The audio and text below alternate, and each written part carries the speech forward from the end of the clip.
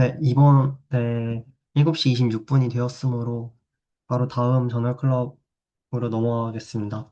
이번 저널 클럽은 서울대학교 SQRT 소속 김희민님께서 Generation of 2D Photonic Cluster States with a Superconducting Qubit을 주제로 발표해 주십니다. 김희민님께서는 현재 초전도 플랫폼에서 웨이브가이드 QED에 관심을 가지고 계십니다. 참고 자료는 아래 댓글로 첨부해 드리도록 하겠습니다. 그럼 김희님을 박수로 맞아주시길 바랍니다. 네, 반갑습니다. 잘 들리시나요? 네, 잘 들립니다. 네, 저는 서울대 SQRT 소속 김희민이라고 하고 소개해 주셨다시피 지금 초전도 플랫폼에서 웨이브가이드 QED 쪽을 연구를 하고 있습니다. 그래서 오늘 준비한 주제도 이제 초전도 플랫폼에서 이제 원래 그 옵틱스 쪽에서 좀 유명한 문제인 걸로 알고 있는데 이제 클러스터 스테이트를 어떻게 만들 수가 있는지, 특히 여기서는 투 디멘셔널 클러스터 스테이트를 어떻게 만들 수 있는지 소개한 논문을 설명드리도록 하겠습니다.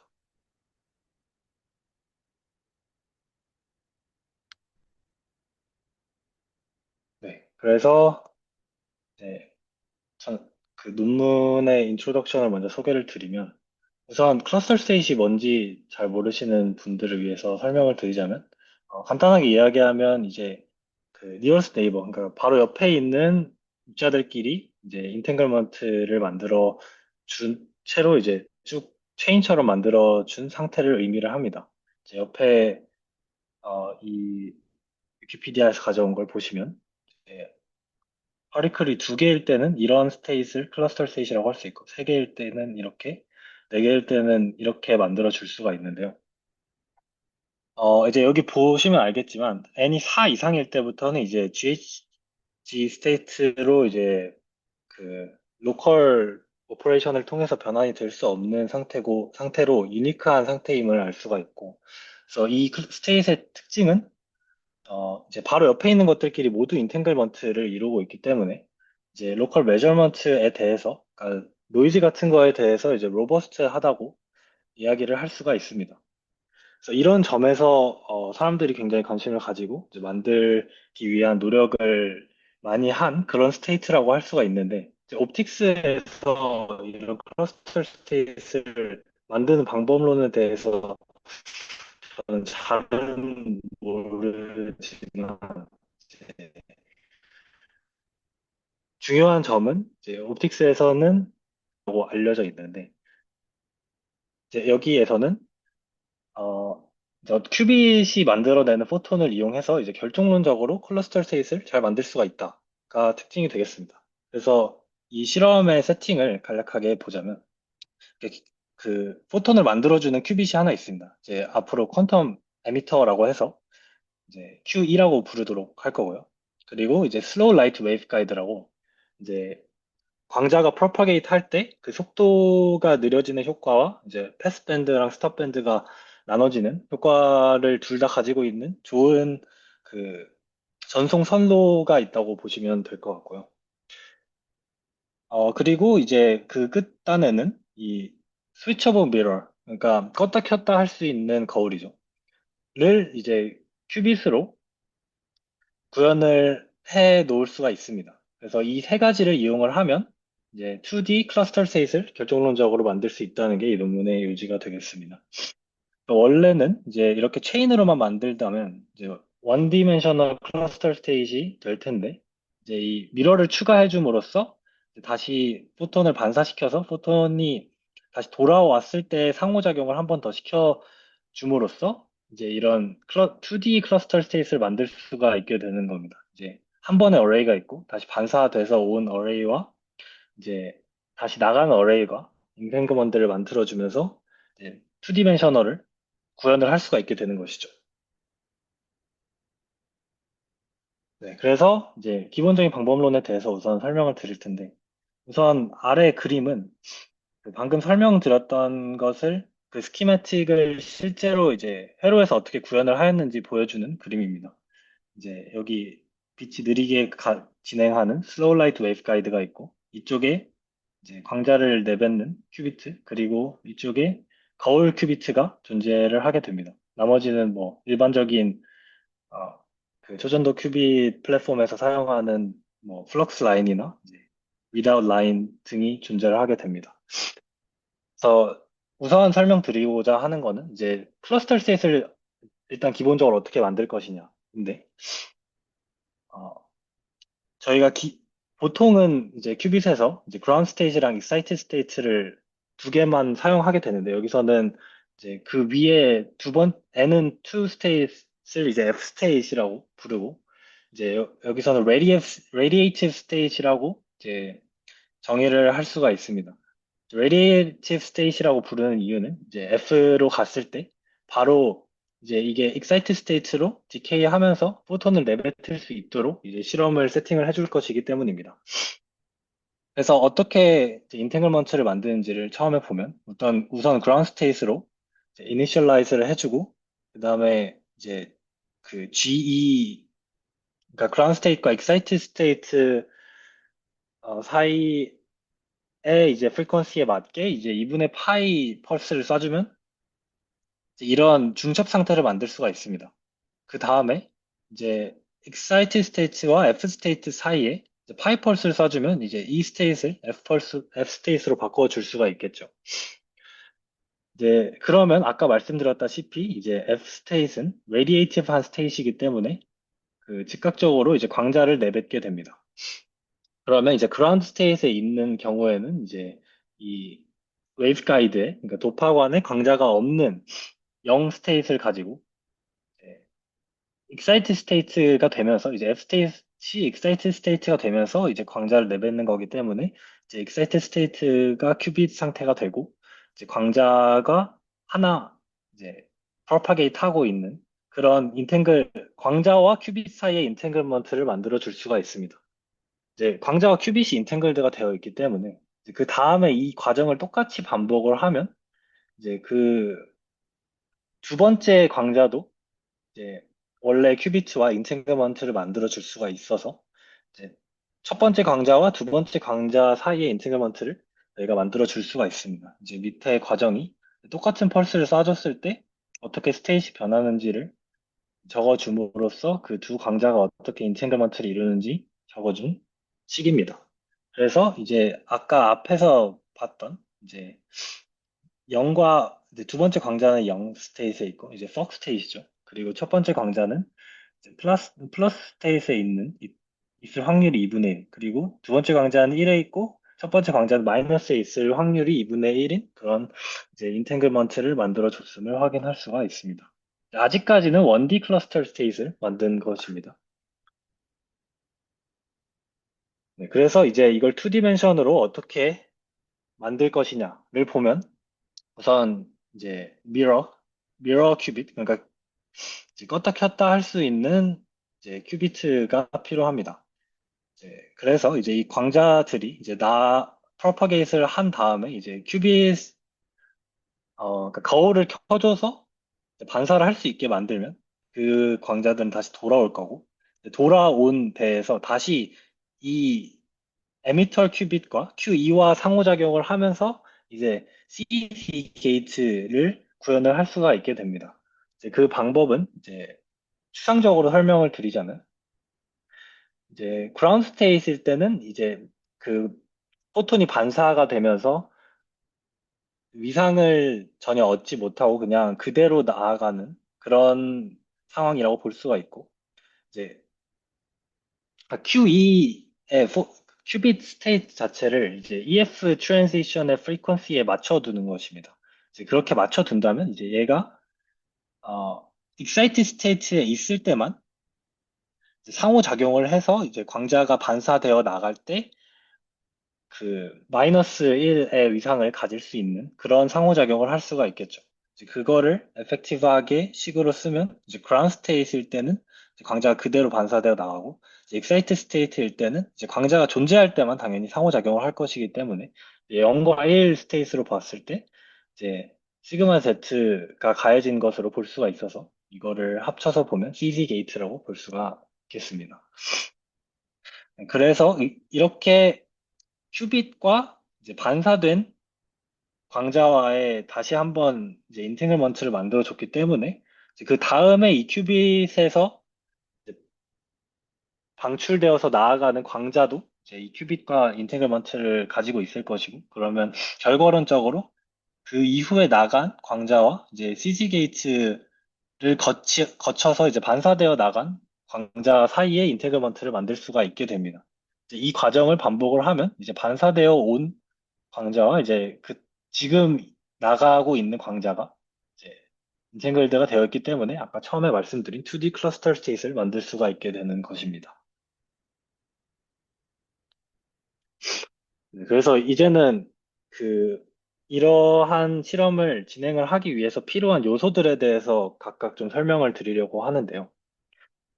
어, 우선 이제 슬로우 라이트 웨이브 가이드가 이제 처음에 광자가 느리게 프로파게이트 하는 그런 어떤 특성을 가지고 있는 두파관이라고 설명을 드렸는데 이게 사실은 이제 L 컴포넌트와 C 컴포넌트를 가지고 있는 이제 이 그런 부품들이 이제 어레이로 이렇게 쭉 나열되어 있는 모습을 상상을 하시면 됩니다. 이제 옆에 이 그림을 보시면 대충 감이 오실 텐데 이제 LC 레소네이터들을 이제 캐파시티브하게 계속 커플링을 시켜주고 그게 이제 어느 정도 이상 많아지면 저희가 어, 이 어떠한 특정 프리퀀시에서 원래의 속도보다 훨씬 느리게 프로파게이트를 하는 그런 도파관스러운 것을 만들어 줄 수가 있습니다.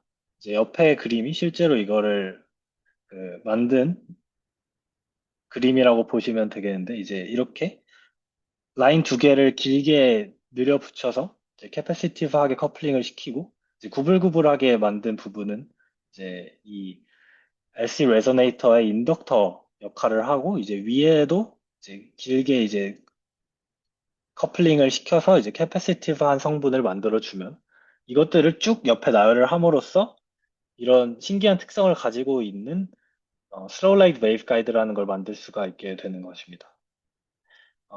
그 옆에 이 부분은 좀 테크니컬한 부분이어서 생략을 하도록 하겠습니다.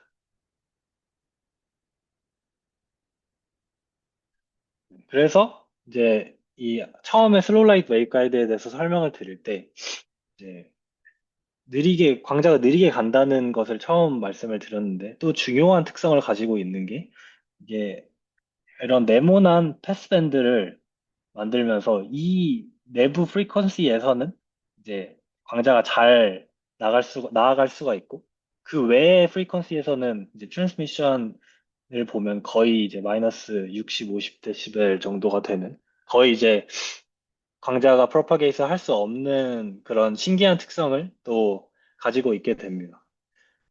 어, 그래서 그 특성을 이제 dispersion relation으로 설명을 할 수가 있는데요.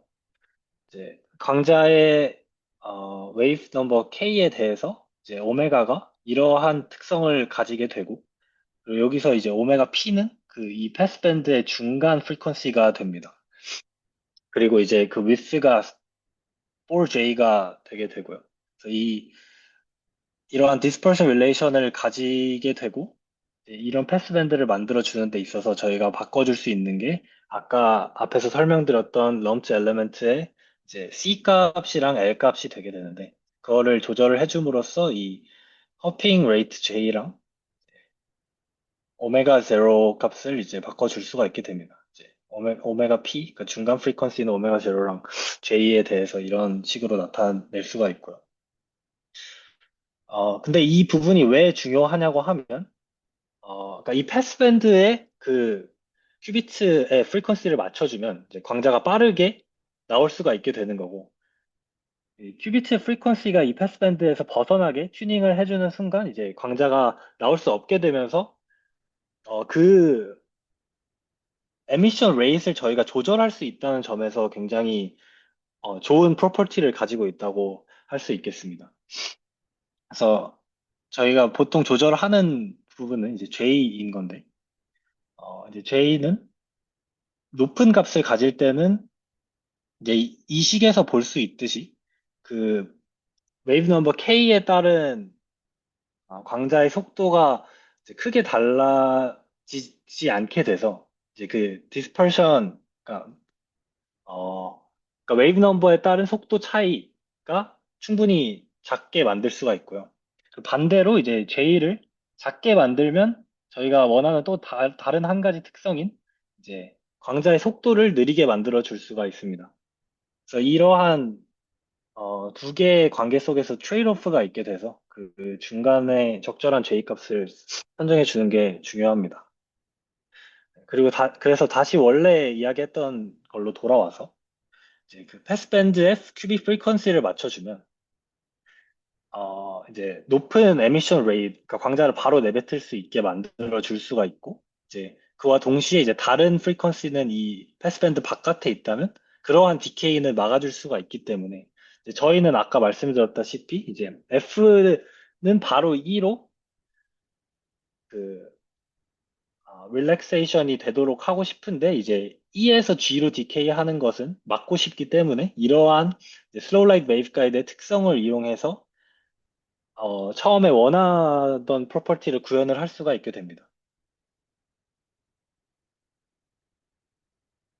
근데 이제 이런 그 슬로우 라이트 웨이브 가이드를 만들어주면 원래 이제 도파관과의 이제 임피던스 매칭이 안 돼서 이제 그런 부분에서 이제 문제가 생길 수도 있을 거라고 생각을 하실 수 있는데 이제 그 부분에 대해서 이 논문이 이제 확인을 한 부분입니다. 이제 옆부분에 이제 트랜스미션 라인과 이제 슬로우 라이트 웨이브 사이에서 이제 반사가 얼마나 일어나는지를 실험을 통해서 확인을 한 것인데, 그래서 바깥에서 이제 펄스를 넣어줬을 때, 그 시간에 따라서 다시 돌아오는 펄스가 언제 높게 찍히는지를 이제 본 플롯이 이렇게 되겠고요. 그래서 어떠한 시간대에서 처음에 일단 이 바뀌는 부분에서 이제 반사가 일어난 펄스가 다시 돌아와서 이제 높은 파워가 여기 찍히게 됩니다. 그 다음에 이제 이 밝은 부분은 한번 통과를 했다가 다시 이제 슬로우 라이프 웨이가이드를 전부 통과를 하고 한 번 왕복을 한 펄스가 이제 플러시 된 게 이 부분이라고 할 수가 있거든요. 이 부분은 두 번 왕복을 했을 때 찍힌 부분입니다. 그래서 이 파워를 토대로 이제 여기서 얼마나 리플렉션이 일어나는지 그리고 또 이제 한 번 왕복을 할 때 광자 에너지가 얼마나 로스가 있는지를 결정을 할 수가 있게 됩니다. 그걸 통해서 이제 이 트랜스미션이 어느 정도 되는지를 이제 논문이 측정을 한 것이고, 이 정도는 고려를 해줘야 되는 사항인 것은 맞지만, 이제 전반적인 그 저희 원하는 클러스터 스테이트를 제네레이트 하는 데는 이제 큰 문제가 없다고 할 수가 있겠습니다. 중요하게 고려를 해줘야 되는 부분은 이제 저희가 이쪽에서 이제 에미터 큐빗이 있어서 광자를 만들어서 이제 내뱉게 될 텐데, 그게 저희가 이거 통과하게끔 이제 미러를 꺼놨는데도 불구하고 반사가 되는 부분이 있을 것이어서 그 반사가 되는 것이 다시 큐비트로 돌아올 때 광자를 생성을 하면은 안 되겠죠. 그러면은 저희가 원치 않는 인텐저먼트나 다른 스테이시 만들어질 것이기 때문에 이제 그러한 시간대를 또 계산을 해서 이제 피해서 이제 다음 광자를 만들어야 되는 그러한 테크니컬한 문제가 있었습니다.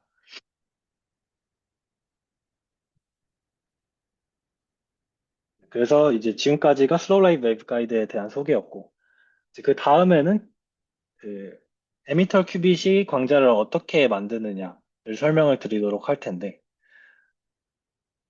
우선 이제 광자를 어떤 모양으로 만드는지가 중요한 이유는 아까도 말씀드렸다시피 그 슬로우 라이트 웨이브 가이드는 그냥 일반적인 도파관이 아니기 때문에 그 디스퍼션이 발생을 하게 됩니다. 이제 주파수가 다르면 속도가 달라져서 그 모양의 디스토션이 왜곡이 생기는 거죠. 그래서 그 부분을 줄이기 위해서 저희가 많이 사용하는 장점이 많은 이제 가우시안 모양의 펄스를 만들고자 한 것입니다.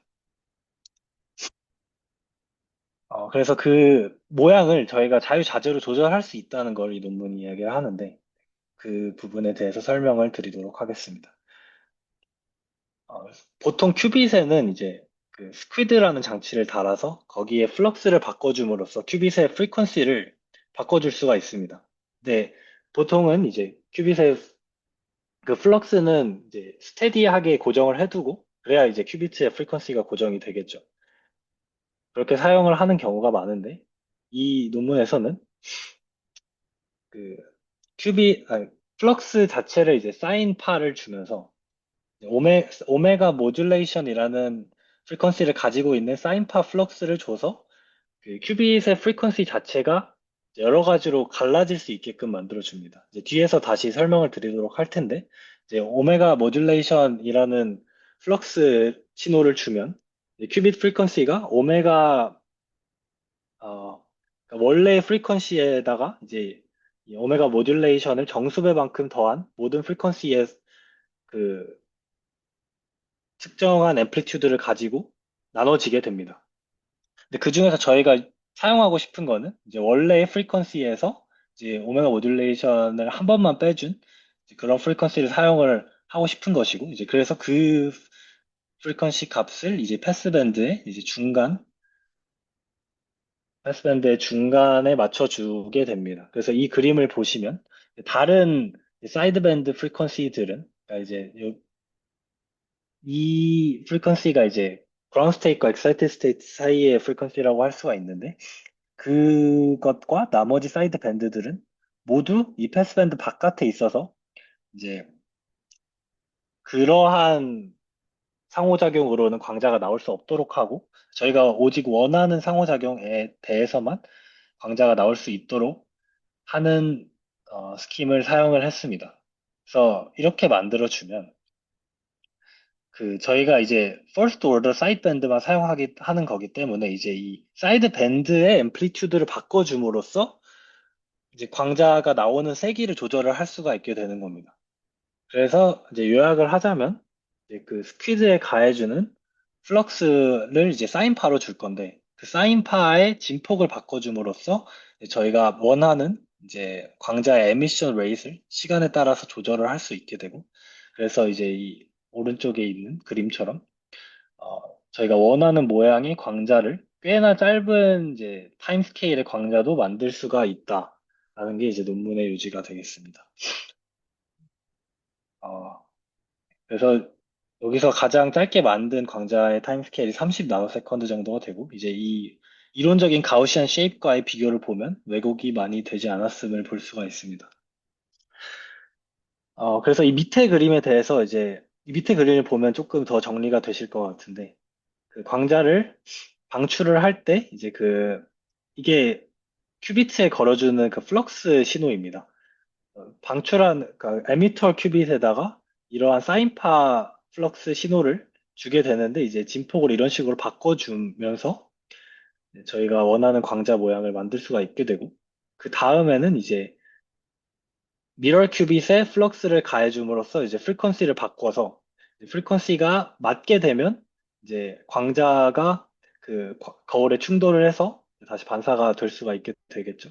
그래서 그 프리퀀시를 맞춰주고 다시 반사를 시킨 다음에 그 이 다음에 이제 광자들이 다시 거꾸로 돌아오고 있을 텐데 그 돌아오는 시점에 또 맞추어서 이제 이 에미터 큐빗의 프리퀀시를 그 광자의 프리퀀시에 맞춰주게 되면서 아까 말씀드린 CG 게이트를 이제 구현을 하는 것이 전반적인 이 실험의 스킴이라고 할 수 있겠습니다.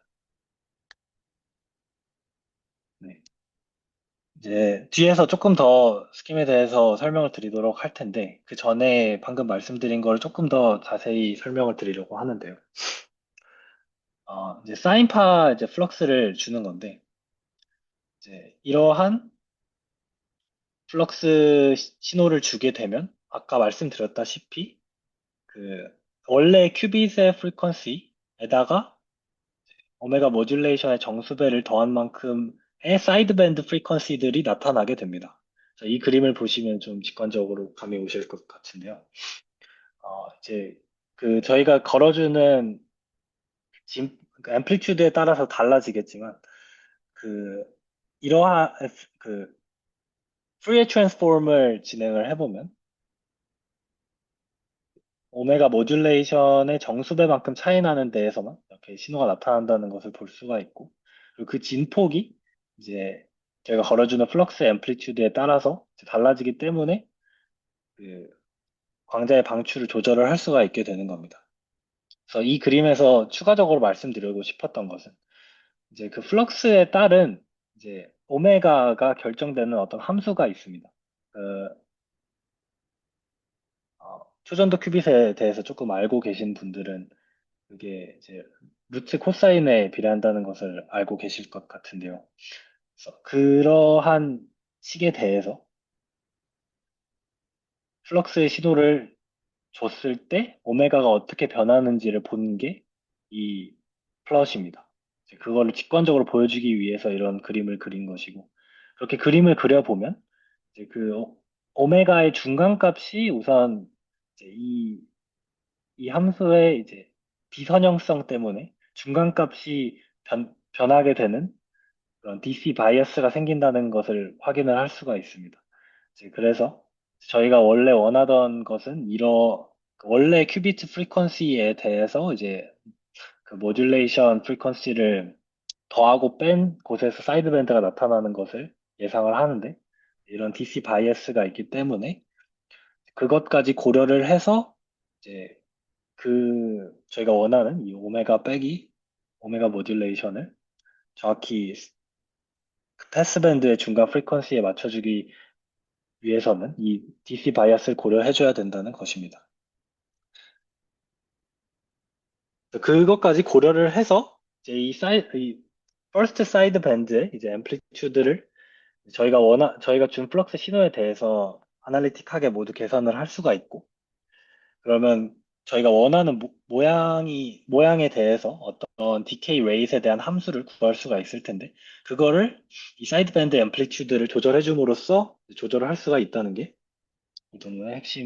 이 부분의 핵심 요지가 되겠습니다. 그래서 그 뒤에 설명드릴 내용은 CC 게이트를 어떻게 구현하느냐 하는 건데, 아까 간략하게 설명드렸다시피, 어, 이제 광자가 다시 에미터 큐빗으로 돌아올 때, 그, 이 큐빗의 EF 프리퀀시를 이제 광자의 프리퀀시와 맞춰주면 이제 CC 게이트를 만들 수가 있게 되는 것입니다.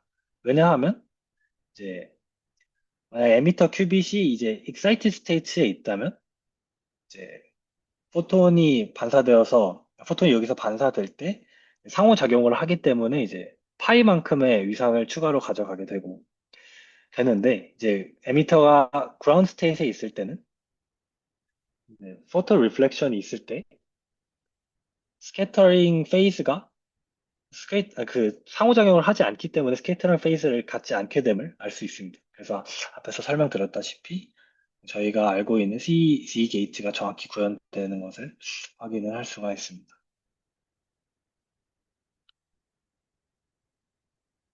이 부분에 대해서 조금 더 세부적으로 말씀을 드리면 이제 그러니까 빛과 이제 어떤 캐비티가 있을 때 상호작용을 다루는 인풋 아웃풋 티어리에 따라서 이제 그 여기선 큐빗이죠. 큐빗의 프리퀀시와 이제 광자의 프리퀀시 사이에 이제 디튜닝을 이제 델타라고 하고, 이제 그 큐빗의 디케이 레이트 카파라고 할 때, 그 둘 사이에, 그러니까 들어간 필드와 나온 필드 사이의 비율을 이러한 식으로 나타낼 수가 있다는 게 잘 알려져 있습니다.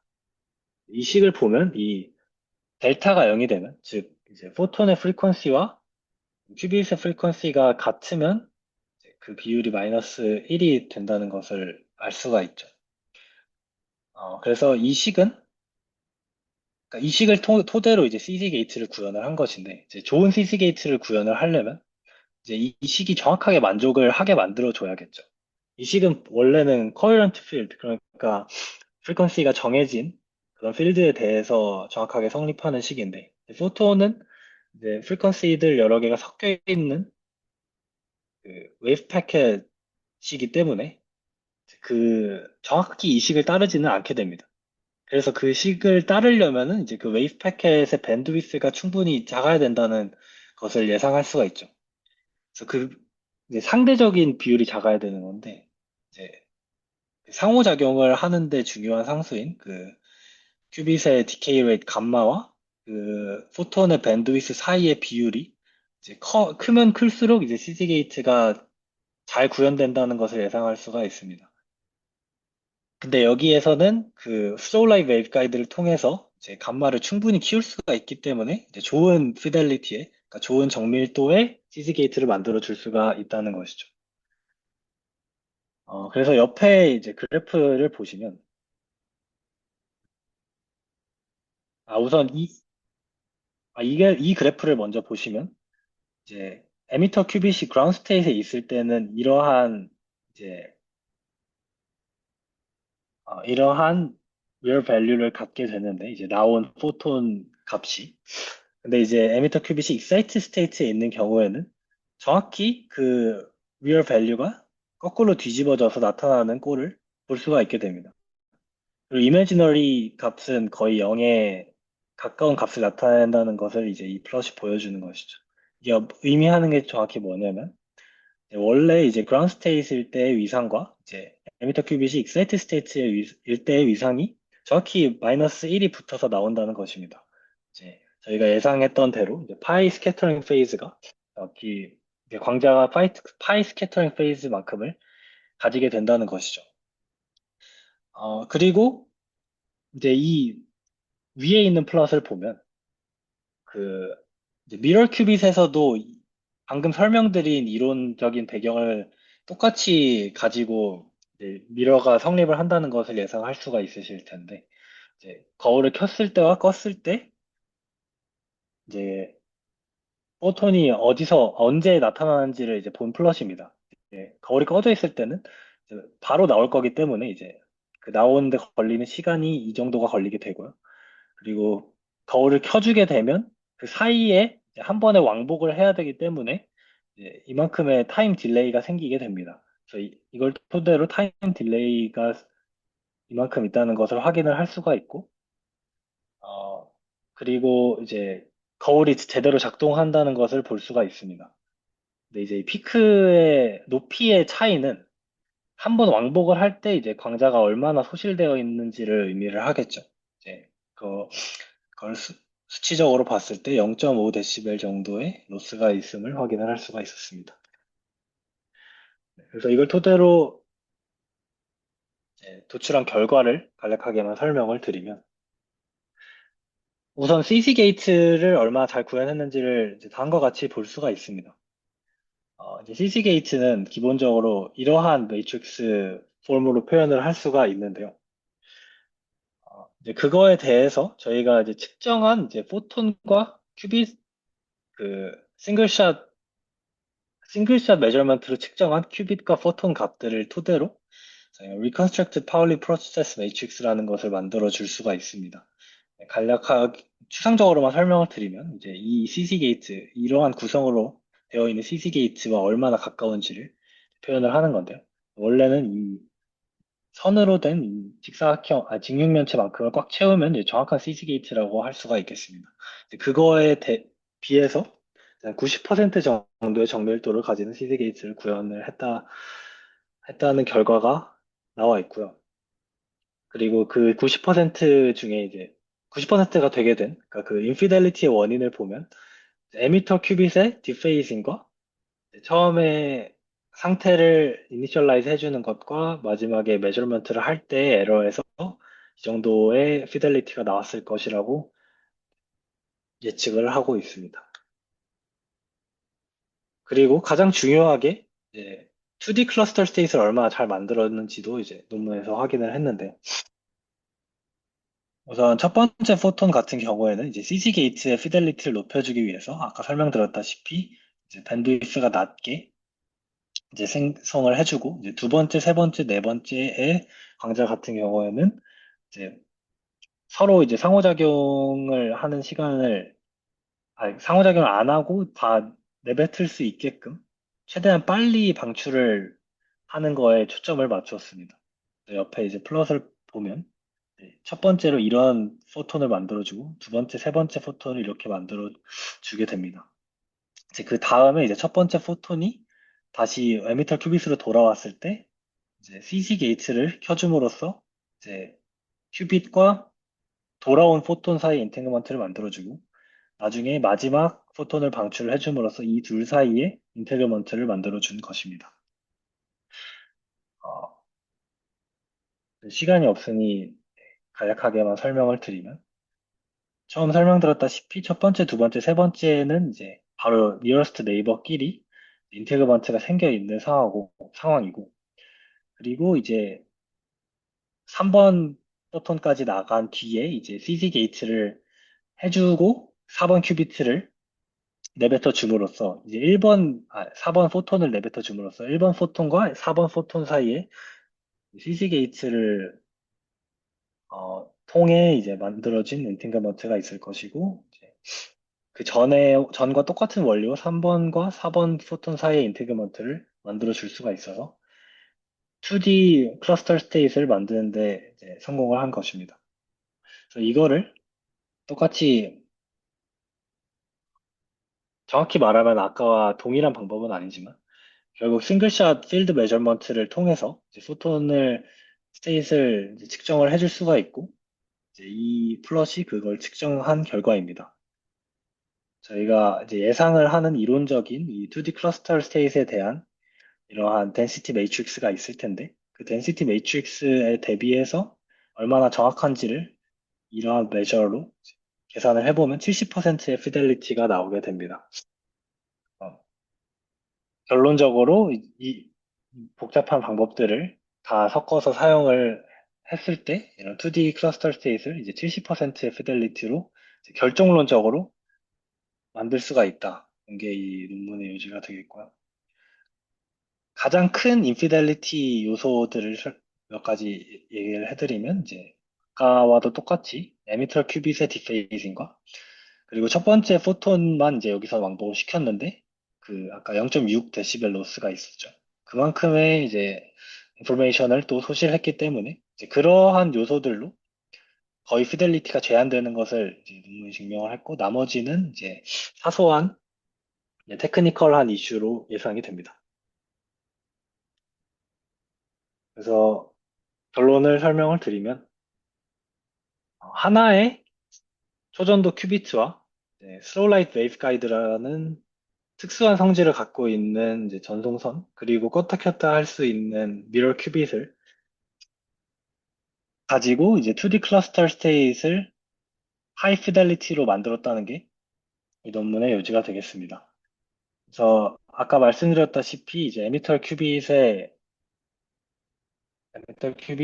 그 디페이징과 이제 라운드 트립 로스로 인해서 이제 피델리티가 제한이 된 것이기 때문에 이제 그 큐빗의 이제 디페이징을 줄일 수 있는 방법이 있거나 아니면 왕복하는데 이제 광자의 로스를 줄일 수 있는 방법이 있다면 더 좋은 성능의 클러스터 스테이트를 만들 수 있을 것으로 예상이 됩니다. 그 방법론 중에서는 이제 이러한 그러니까 로스가 작은 이제 코엑스 라인을 길게 늘어붙여서 하는 방법이나 아니면 하이 키네틱 인덕턴스를 이용한 이제 그런 슬로우 라이트 웨이브 가이드를 이용하면 더 로스가 적게 비슷한 방식을 구현할 수 있을 것이라고 예상이 됩니다. 마지막으로 이제 또 이러한 비슷한 방법론을 이용해서 3D 클러스터 스테이트도 만들 수가 있을 텐데 그것은 이제 미러를 한 군데가 아니라 더 긴 딜레이를 가지고 있는 이제 대에다가 이제 두 번째 미러를 만들어 줌으로써 3D로도 이제 인탱글먼트를 만들어 줄 수 있을 거라고 논문이 이야기를 합니다. 여기까지가 제 발표였고 혹시 질문 있으시면 해주시면 감사하겠습니다. 네, 더 이상 질문이 없으시다면 오늘 저널클럽은 이것으로 마치도록 하겠습니다. 오늘 좋은 발표를 들려주신 최지현님, 김익민님께 감사 말씀드립니다. 수고하셨습니다.